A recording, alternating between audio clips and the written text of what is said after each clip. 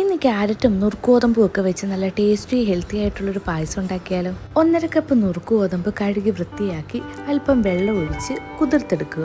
1-2 മണിക്കൂറിന് ശേഷം ഇത് കുക്കറിലേക്ക് മാറ്റി കുറച്ച് വെള്ളം കൂടി ചേർത്ത് വേവിച്ചെടുക്കാം. 5 വിസിലോളം ആവുമ്പോൾ സ്റ്റൗ ഓഫ് ചെയ്യാം. ഇതിലെ ഏറ് പോയി കഴിഞ്ഞപ്പോഴേക്കും അത്യാവശ്യം നന്നായിട്ട് വെന്തിട്ടുണ്ടായിരുന്നു. ഒരു വലിയ ക്യാരറ്റ് പുറന്തൊലിയൊക്കെ കളഞ്ഞ് നന്നായി വൃത്തിയാക്കി ചെറുതായി ഗ്രേറ്റ് ചെയ്തെടുക്കുക. സ്റ്റൗ കത്തിച്ച് ഒരു ഉരുളി വെച്ച് ചൂടാവുമ്പോൾ അതിലേക്ക് നെയ്യ് ഒഴിച്ച് കശുവണ്ടിയും മുന്തിരിങ്ങയും വറുത്തെടുക്കുക. ഇതധികം കരിഞ്ഞു പോകുന്നതിന് മുൻപ് വേറൊരു പാത്രത്തിലേക്ക് മാറ്റാം. ബാക്കിയുള്ള നെയ്യിലേക്ക് ക്യാരറ്റ് ഇട്ട് വഴറ്റി അതിലേക്ക് വേവിച്ചു വെച്ച നുറുക്കുഗോതമ്പ് കൂടി ചേർത്ത് നന്നായി വഴറ്റിയെടുക്കുക. ഇതിലേക്ക് മധുരത്തിന് ആവശ്യമായ പഞ്ചസാര കൂടി ചേർത്ത് നന്നായി ഇളക്കി കൊടുക്കുക. പഞ്ചസാര നന്നായി അലിഞ്ഞു തുടങ്ങുമ്പോഴേക്കും അതിലേക്ക് 2 ലിറ്റർ പാൽ ഒഴിച്ചു കൊടുക്കുക. 1/2 കപ്പ് വെള്ളം കൂടി ചേർത്ത് നന്നായി കുറുക്കിയെടുക്കാം. ഇത് കട്ട കെട്ടാതിരിക്കാൻ ഇടയ്ക്ക് നന്നായി ഇളക്കി കൊടുക്കുക. പായസം നന്നായി കുറുകി വരുമ്പോഴേക്കും നല്ല മഞ്ഞ കളറിലേക്ക് ആവും. ഇതിലേക്ക് കുറച്ച് ഏലക്ക ചതച്ചതും കൂടി ചേർത്ത് സ്റ്റൗ ഓഫ് ചെയ്യുക. പാലട പോലെ തന്നെ നല്ല ടേസ്റ്റി ആയിട്ടുള്ളൊരു പായസമാണ്. എല്ലാവരും ഒന്ന് ട്രൈ ചെയ്ത് നോക്കണേ. അപ്പോൾ നമ്മുടെ വീഡിയോ ഒക്കെ ഇഷ്ടമാവുകയാണെങ്കിൽ ലൈക്ക് ചെയ്യാനും ഷെയർ ചെയ്യാനും സബ്സ്ക്രൈബ് ചെയ്യാനും മറക്കരുതേ.